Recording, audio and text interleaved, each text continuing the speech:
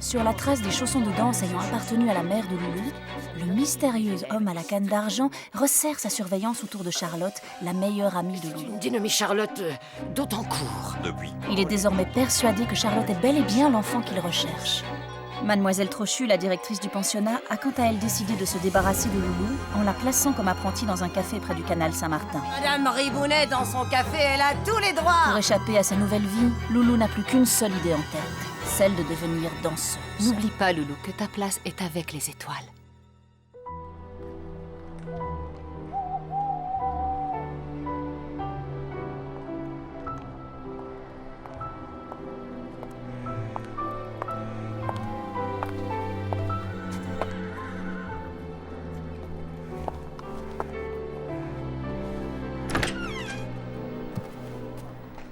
Ah, Loulou, tu es en retard. Au café Ribounet, c'est difficile de s'échapper le soir. C'est bien que tu aies pu venir.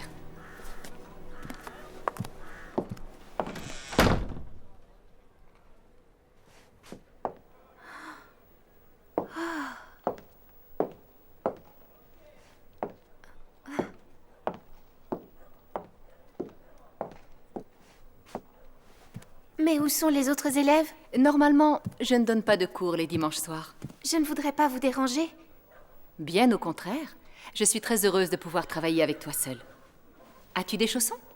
Non.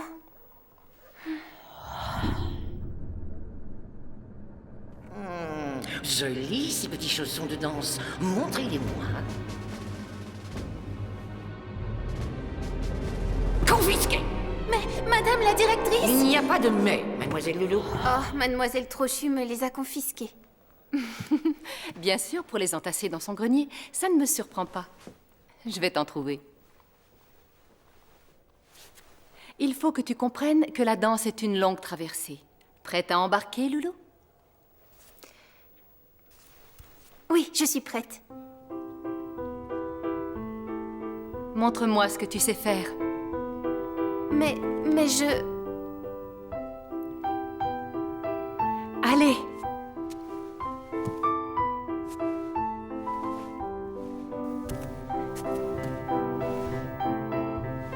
Mais je ne sais pas. Ne pense à rien. Laisse la musique s'emparer de toi. Je veux voir comment ton corps se déplace dans l'espace. La technique viendra après. C'est ça, très bien, continue.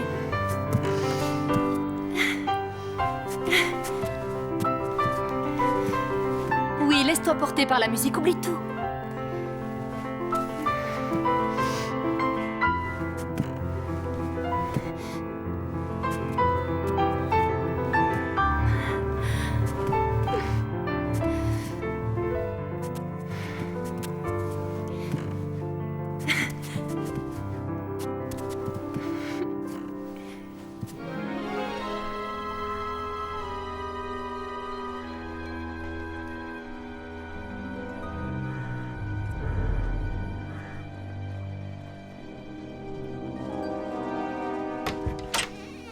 À force d'étudier tous ces manuels de droit, tu vas t'abrutir. Peut-être, mais il faut absolument que je trouve un moyen légal pour faire libérer Loulou. Mais ces choses viendront en leur temps. Ce soir, je t'arrache à tes bouquins, car nous sortons dans le monde. Nous allons fêter l'anniversaire d'une très vieille connaissance. Qui donc? Ah, surprise. Oh. Tiens, montre-nous de quoi tu as l'air dans ce déguisement que je t'ai apporté.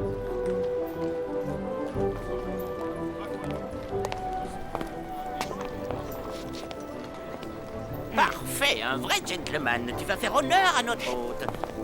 Bonsoir, messieurs. Bienvenue à l'anniversaire de Monsieur le Baron de Bois-Robert. Surpris. Mais enfin. Je sais. On n'a pas de cadeau, mais on se débrouillera. S'il vous plaît, mon brave.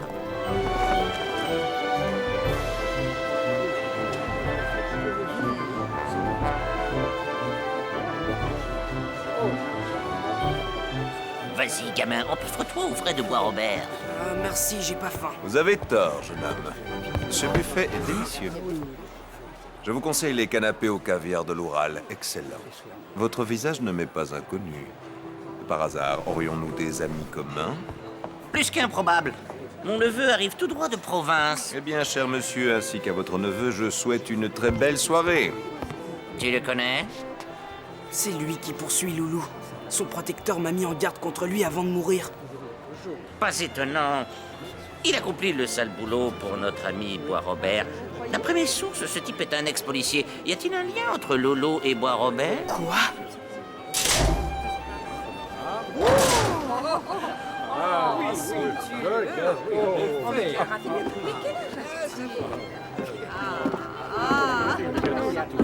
Notre monstre a l'air d'être en forme. Crois-moi, ça ne va pas durer longtemps. Mes chers amis, merci d'être venus. Ce n'est pas tous les jours que l'on fête son demi-siècle. Un demi-siècle consacré à travailler au bien-être de tous. Il n'est pas un seul matin où je ne me lève en pensant « Qui vais-je aider aujourd'hui ?» Eh bien, j'aide ceux qui en ont besoin. Comme les pauvres habitants de Montmartre, par exemple. En essayant de les chasser de chez eux. À qui ai-je l'honneur, monsieur?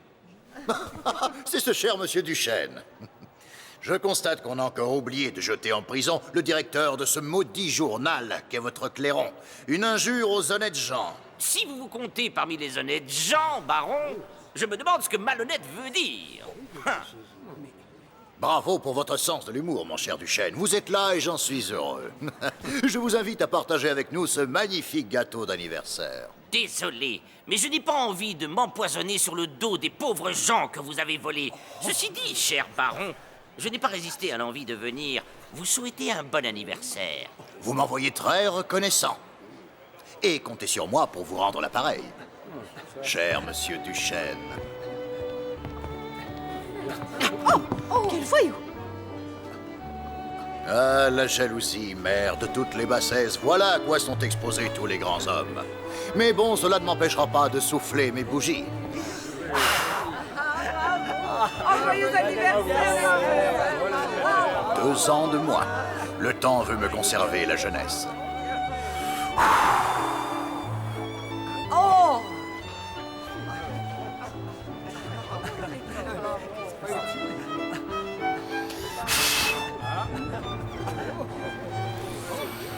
Maudite bougie.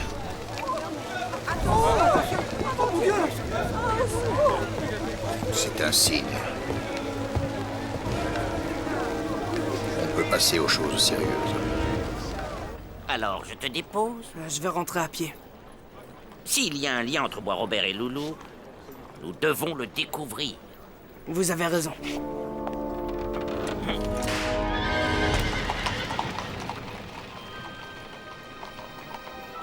Mon gel.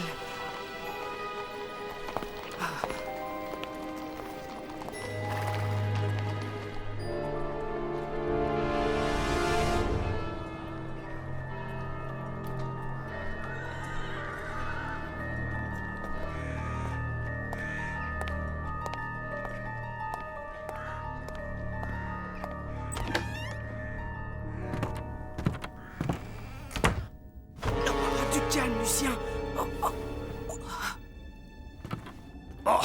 Désolé, grand-père. Faudrait peut-être qu'on en fasse un lapin moutarde. Il ne nous réveillerait plus la nuit. J'ai promis à Loulou que Lucien ne finirait pas sa vie au fond d'une casserole. Loulou, que ne ferais-tu pas pour cette petite? S'il te plaît, mets-le dehors, j'en peux plus de cette boule de poil. Viens, je t'emmène dormir au clair de lune, loin de ce ronchon. Fais de beaux rêves, Lucien. Et n'essaie pas de m'attendrir. Bonne nuit. À demain.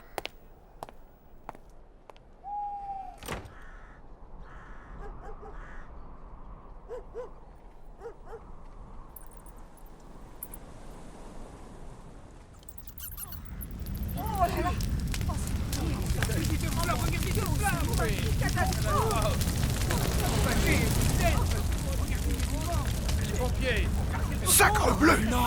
Ça brûle de partout! On peut plus rester là! Par ici, mon gaillard!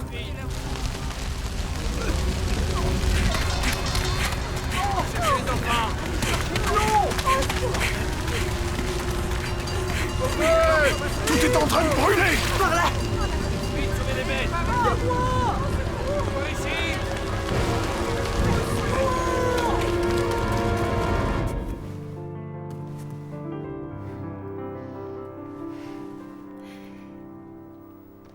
Et voilà, fin du cours. Je n'arrive toujours pas à croire que tu n'aies jamais pris de leçons auparavant. Merci, Madame Bataille. C'est gentil de me dire ça.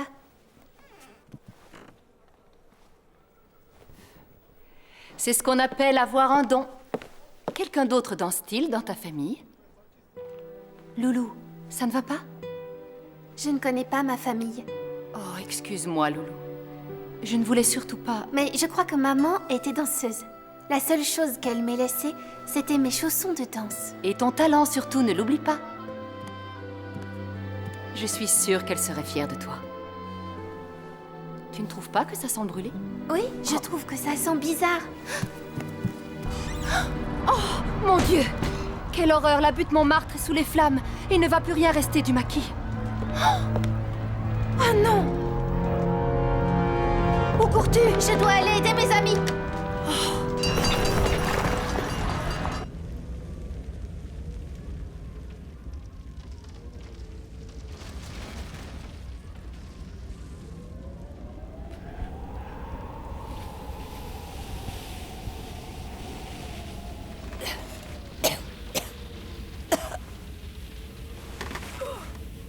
Qu'est-ce qui se passe?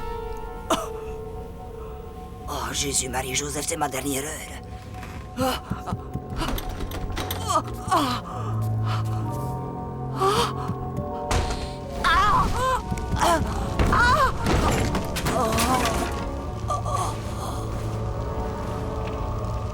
J'étouffe, ma petite loulou.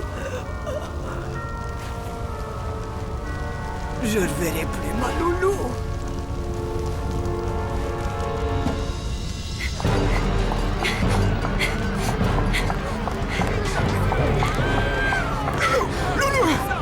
Où tu cours?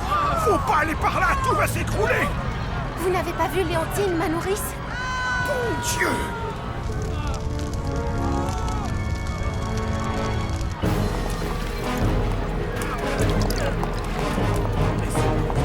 Léontine a peut-être réussi à sortir! J'ai un doute, je la connais, elle a un sommeil de plomb. Et si elle ne s'était pas réveillée?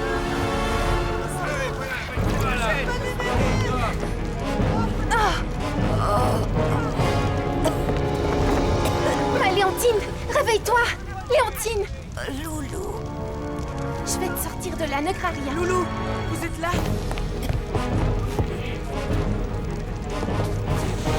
T'inquiète pas, Loulou, on va la sortir de là. Vite! Attention! Vite! Les secours arrivent! Mais faut pas rester là! Il faut pas rester là. Regardez, elle a l'air blessée. Des gens dans les maisons. Oui, oui. Voilà. Respirez lentement, Léontine. Ça y est, tu es sauvée. Oui. Ma pauvre maison.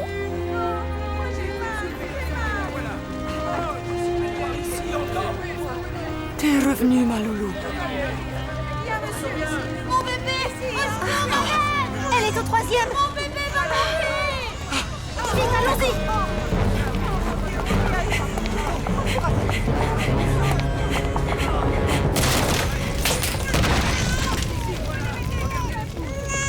Aidez-moi! Allez, donnez-moi votre bébé, madame! Vite! C'est trop tard, Loulou. Les escaliers sont devenus impraticables.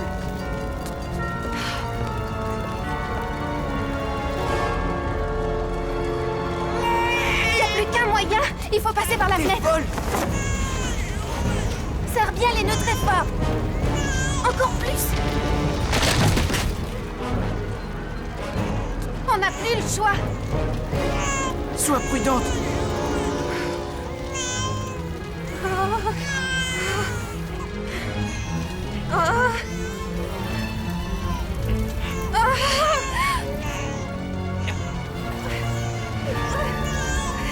Le drap prend feu!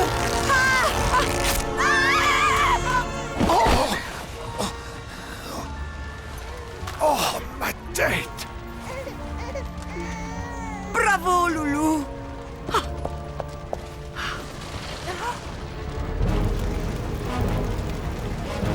Que ceux qui ont un peu de courage viennent faire l'étoile de mer! Écoutez les gars, Tenez ferme! Attention, tenez! ok. Tenez! Saute, Gabi! Éloignez-vous vite! Éloignez-vous! Attention! C'est vous! Au secours! Tout s'effondre! Les pompiers arrivent! C'est trop tard! Il y a encore des papiers à éteindre! Au secours! Je peux plus respirer! Mon Dieu, les pauvres gens! Le Sacré-Cœur va brûler. N'ayez aucune crainte. Il n'y a pas de vent. Seules les maisons en bois du maquis sont touchées. Oh, je les avais pourtant prévenus que ces vieilles bicoques présentaient un risque terrible. En été, le feu aurait pu se propager à tout Paris. Quelle horreur! Eh oui, c'est horrible, mais personne ne m'écoute. Excusez, monsieur le baron, mais il y a des messieurs qui veulent vous parler. Faites-les patienter à l'entrée de service, Marguerite. J'arrive dans un instant. Lâche ça, crétin, tu vas le casser avec tes grosses pattes.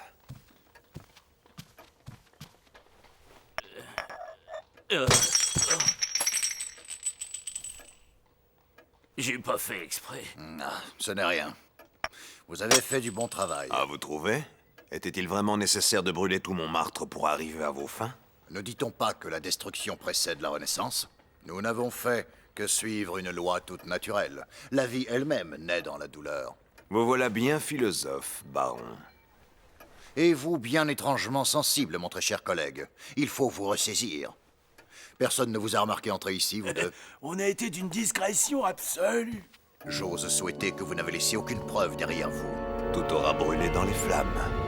Mes amis, je viens d'avoir un message m'apprenant que les pompiers ont commencé à maîtriser la situation sur la butte Montmartre. Tout ce drame aurait pu être évité si certains journaux avaient accepté de dire la vérité sur l'état des taudis qui ont brûlé. Allons, mes chers amis, ne vous inquiétez pas. Cette fois-ci, la vérité sera imprimée noir sur blanc. Le temps des mensonges est révolu. C'est bizarre cet incendie en plein hiver. C'est pas normal.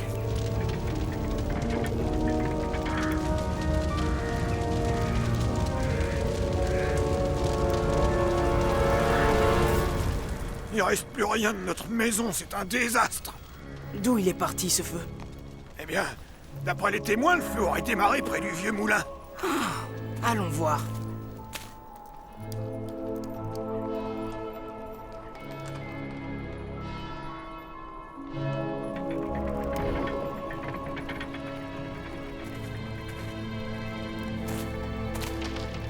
Oh, si c'est pas malheureux, quand je pense que c'est dans ce moulin que j'ai embrassé une fille pour la première fois.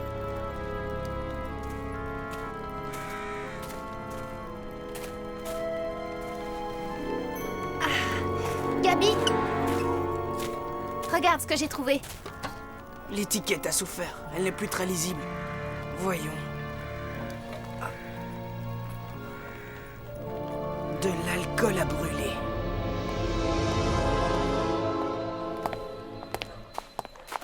Venez voir ce qu'on a trouvé! Approchez! Ce bidon est la preuve que cet incendie est d'origine criminelle. Je ne connais qu'une personne qui veut nous faire expulser, Bois Robert, et il s'est payé un joli feu d'artifice pour son anniversaire. Tous ces gens sont à la rue à cause de lui. Incendie à Montmartre! Les habitants victimes de la pauvreté et de la saleté!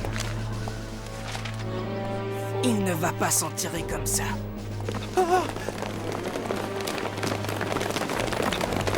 Veuillez vous mettre en rang. Nous allons vous conduire à l'Hôtel-Dieu, où vous serez hébergés et soignés en attendant d'être relogés en banlieue. Non. Allons, dépêchez-vous. Qui vous êtes pour nous donner des ordres? Nous sommes mandatés par le ministère de l'Intérieur, et nous avons ordre de sévir si vous n'obtempérez pas. La sécurité de Paris est en jeu. Vous savez ce que j'en fais, moi, de votre ministère? Allons, grand-père, ça ne sert à rien. Je comprends, vous venez de subir un très grand choc, mais je vous demande de surveiller votre langage. Vous vous adressez à un officier assermenté. Tu veux savoir, t'es qu'un pantin déguisé en soldat. Arrêtez cet homme! Le premier qui approche, je lui casse la tête. T'entends? Vieux fou! Prends ça! Jetez-le-moi en prison! Arrête, Gabi! En prison, tu ne serviras à rien. Alors qu'à ton journal, tu pourras agir.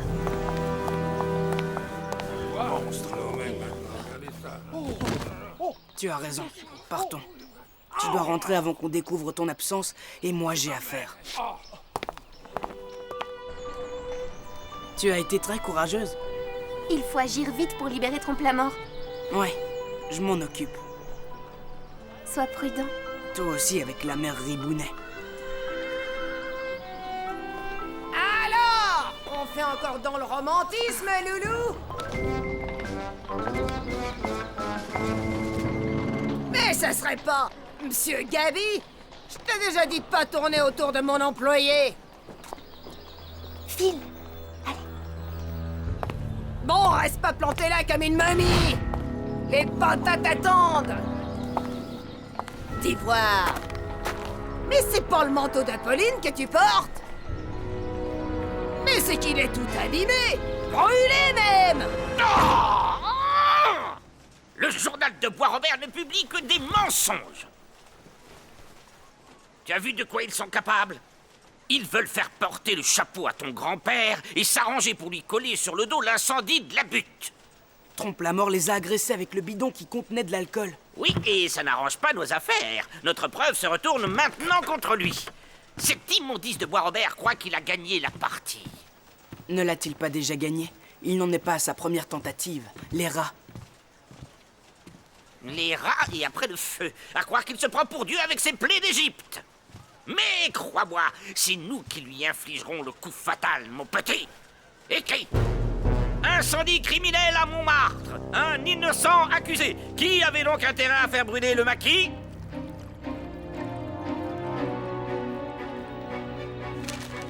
Il faut toujours chercher à qui le crime profite.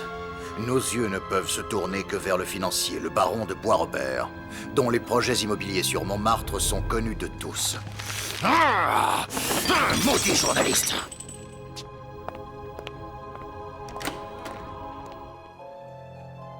Monsieur le ministre de l'Intérieur, face aux accusations lancées contre moi par le journal Le Clairon, que j'attaquerai personnellement pour diffamation, j'exige qu'une sanction exemplaire soit prise contre l'incendiaire et que les mesures d'hygiène que je conseille depuis si longtemps soient adoptées pour assainir Montmartre. Point. Signé Bertrand de Bois-Robert. Et voilà qui devrait régler le sort de ce vieux pouilleux. Quelle sale peste!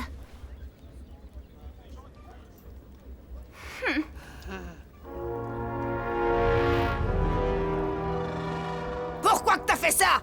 Pourquoi que t'es une voleuse? La Trochu m'avait prévenu que je devais me méfier. Je n'ai pas volé le manteau. J'avais froid. Ah ouais? Et où que t'étais toute la nuit? J'aidais mes amis dans l'incendie de Montmartre. Ah! On a vu le spectacle de Neuf Têtes cette nuit. Un sacré feu de joie. Remarque que s'ils faisaient pas tant la Java avec leurs lampions et tout le reste...